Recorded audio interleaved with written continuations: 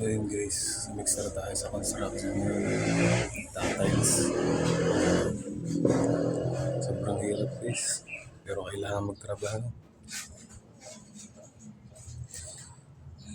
Hindi lang kailangan ng pera, kailangan na talaga magpahinga. Ayan.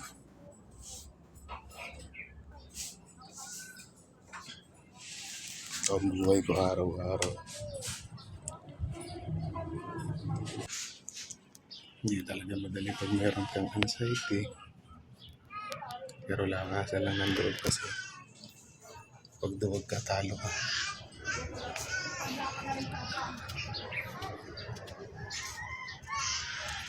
Talagang kailangan mo lang lakasan ang loob mo pagka may anxiety ka.